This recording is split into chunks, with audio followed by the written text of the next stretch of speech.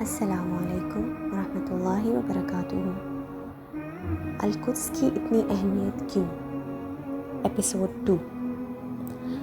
ابو ذر رضی اللہ عنہ کہتے ہیں کہ ہم رسول صلی اللہ علیہ وسلم کے پاس بیٹھے تھے اور یہ ڈسکس کر رہے تھے کہ دونوں میں سے زیادہ عظیم اور ورچوس کون سی ہے، مسجد نبوی یا مسجد اقصی؟ تو نبی صلی اللہ علیہ وسلم نے فرمایا کہ میری مسجد میں نماز پڑھنا 4 گنا زیادہ اجر کا باعث ہے ایز کمپیئر ٹو مسجد اقصی۔ اندازہ لگائیں کہ مسجد نبوی میں نماز ادا کرنے کا ریوارڈ کتنا ہے؟ 1000 رکعت کا۔ اس کا 1/4 کتنا ہوا؟ 250 رکعت۔ اس کے علاوہ ایک بہت مشہور حدیث ہے جہاں رسول صلی اللہ علیہ وسلم مسجد اقصی میں نماز کے اجر کو ایکول ٹو 500 رکعت بتاتے ہیں، اور 1000 رکعت کا اجر مسجد نبوی میں نماز پڑھنے کا، اور 1,00,000 رکعت کا ثواب مسجد حرام میں نماز ادا کرنے کا۔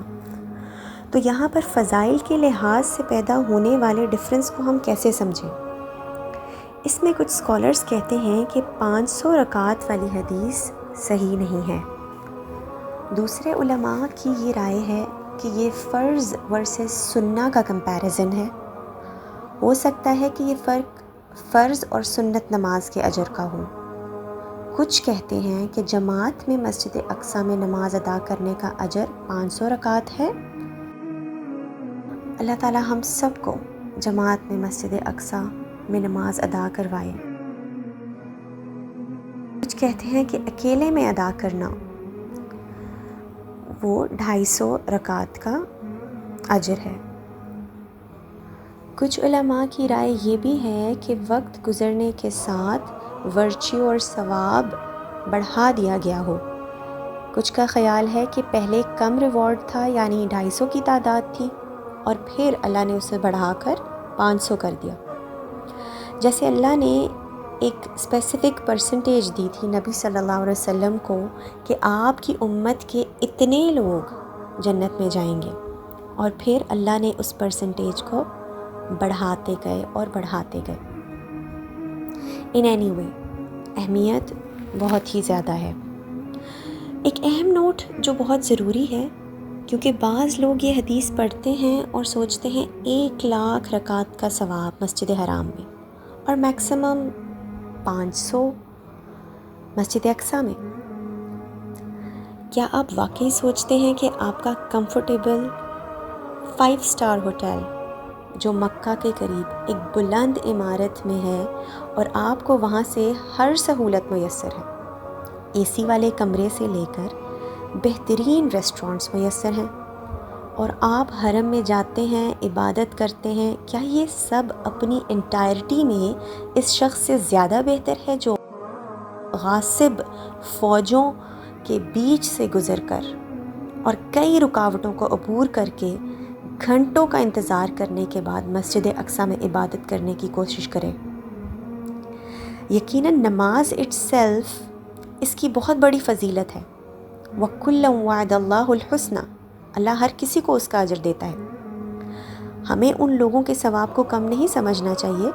اللہ ہمیں بھی یہ اپرچونٹی نصیب کرے، while appreciating those people جو ان سب رکاوٹوں اور ظلم اور بربریت اور اس سب کو عبور کر کے مسجد اقصی میں ایک فجر کی نماز ادا کرتے ہیں۔ ان کو ریوارڈ ان اٹس انٹائرٹی ان سب تکالیف اور سٹرگلز کے ساتھ ملے گا۔ لیکن نبی صلی اللہ علیہ وسلم یہاں تک نہیں رکے۔ مسجد نبوی صلی اللہ علیہ وسلم کے 4 times مور اجر ایز کمپیئر ٹو مسجد اقصی۔ یہ حدیث الحاکم میں اوتھینٹک ہے کہ نبی صلی اللہ علیہ وسلم نے فرمایا، کیا بہترین نماز ادا کرنے کی جگہ ہے؟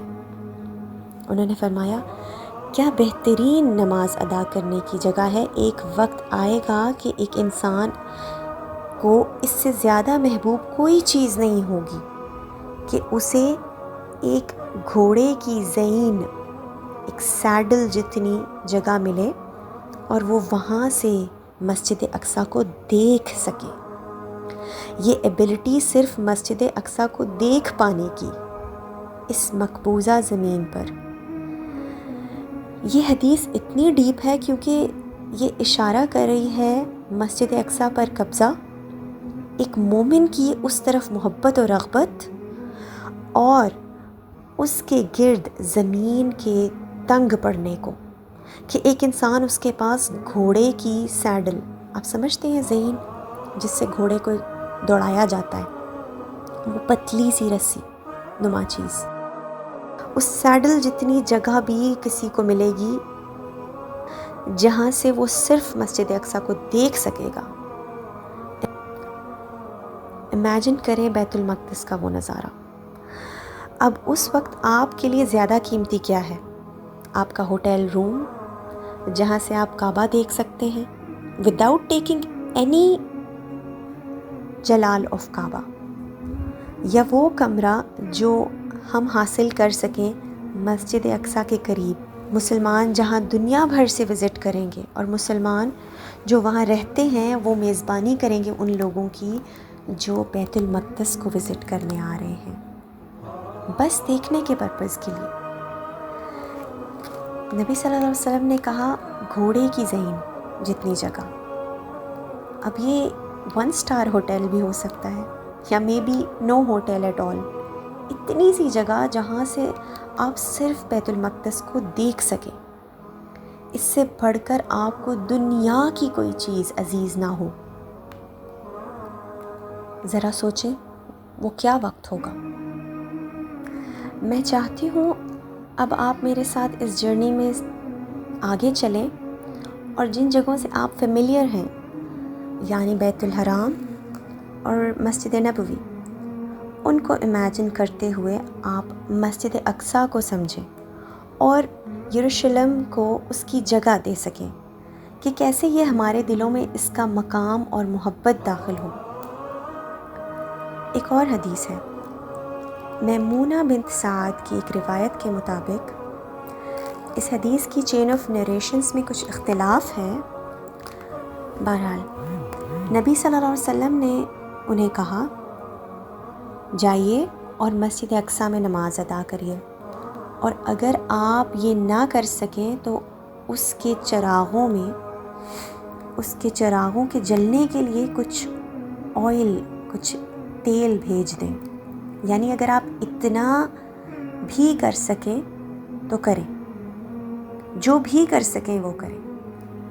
اپنا کنیکشن اس جگہ سے رکھنے کی غرض سے، جیسے نماز ایک فزیکل کنیکشن ہے نا، ویسے ہی مسجد اقصیٰ سے محبت کوئی خیالی یا دماغ میں چلنے والی کوئی پکچر نہیں ہو سکتی. جس حد تک فزیکل کنیکشن پاسبل ہے وہ قائم رکھنا ہے.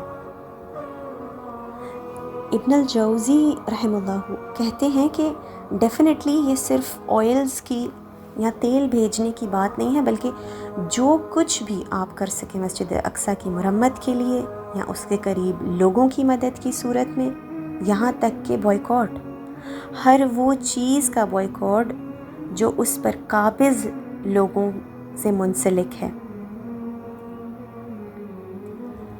اب میں چاہتی ہوں کہ آپ سورۃ 3 کو امیجن کریں. اللہ تعالیٰ فرماتے ہیں وَالتِّينِ وَالزَّيْتُونِ وَطُورِ سِينِينَ وَهَذَا الْبَلَدِ الْأَمِينِ. تین یعنی فگ. علماء کہتے ہیں کہ تین از ریفرنگ جودی کا پہاڑ جہاں حضرت نوح علیہ السلام کی کشتی جا کر رکی تھی جب ان کو اپنے لوگوں کو چھوڑ کر کشتی پر سوار ہونے کا حکم ہوا تھا. یہ شام کا ایریا بنتا ہے، سیریا اور ترکی سمویر اس کے بیچ، کیونکہ وہاں تین یعنی فگز کی پریزنس بہت ہی نمایاں ہے. کچھ علماء کا خیال ہے کہ یہ تین بھی فلسطین ہی ہے. مراد ہے الزیتون والتینی والزیتون، یعنی اولیوز کی زمین، زیتون کی زمین. اللہ تعالیٰ اس پاک زمین اور اس کے گرد جگہ کو ریفر کر رہے ہیں، کیونکہ یہ عیسیٰ علیہ السلام کی جگہ تھی جہاں سے وہ دعویٰ کرتے تھے، اور بہت سے انبیاء کی جگہ تھی، جیسے کہ موسیٰ علیہ السلام یہاں جانے کے خواہش مند، وطور سینین اور صحرائے سینائے ریفرنگ ٹو موسیٰ علیہ السلام، وَهَذَا الْبَلَدِ الْأَمِينَ، اور یہ بابرکت جگہ یعنی مکہ۔ اللہ نے ساری اہم جگہ کور کی ان 3 آیات میں، اور تمام اہم انبیاء یعنی نوح علیہ السلام، ابراہیم علیہ السلام، موسیٰ علیہ السلام، عیسیٰ علیہ السلام اور محمد رسول اللہ صلی اللہ علیہ وسلم، اور وہ تمام جگہیں جہاں وہ موجود رہے اور وحی ریسیو کرتے تھے اللہ تعالیٰ کی طرف سے۔ اب ذرا سوچیں، ہم کتنے یوزڈ ٹو ہو گئے ہیں سالوں سال یہ دیکھتے دیکھتے کہ کیسے زیتون کے درخت، وہ اولیو ٹریز جن کا ذکر اللہ قرآن میں فرما رہے ہیں، ان کو اکھیڑا جاتا ہے، ظالموں کی جانب سے ان کو توڑا جاتا ہے، ان کو برباد کیا جاتا ہے، لیکن اللہ تعالیٰ اس جگہ کو الزیتون کہہ کر بلانا پسند کرتے ہیں۔ ابن جوزی رحم اللہ کہتے ہیں کہ کیسے اللہ نے اس زمین کو فل آف ریسورسز بنایا ہے، جسٹ ویری ڈفرینٹلی فرام مکہ جو کہ بنجر ہے۔ وہاں آپ کسی ایگریکلچر یا زراعت کو دیکھنے نہیں جاتے، صرف خانہ کعبہ کو دیکھنے جاتے ہیں، خانہ کعبہ کی محبت کے لیے جاتے ہیں، جبکہ یروشلم اپنے ریسورسز، اپنے ایگریکلچر کی وجہ سے ایک ایسی جگہ ہے جو قیامت تک متنازع رہے گی، اور اس کو حاصل کرنے کا مقابلہ لگا ہی رہے گا۔ اللہ نے اس جگہ کو زیتون، تین، بہترین درخت اور وہ ساری برکات عطا کی جہاں عیسیٰ علیہ السلام نازل ہوں گے۔ اللہ تعالیٰ ہمیں نصیب کرے کہ ہم ان نعمتوں کو انجوائے کر سکیں اس سے پہلے کہ ہم جنت میں ان نعمتوں کا مزہ لیں۔ اللہم آمین۔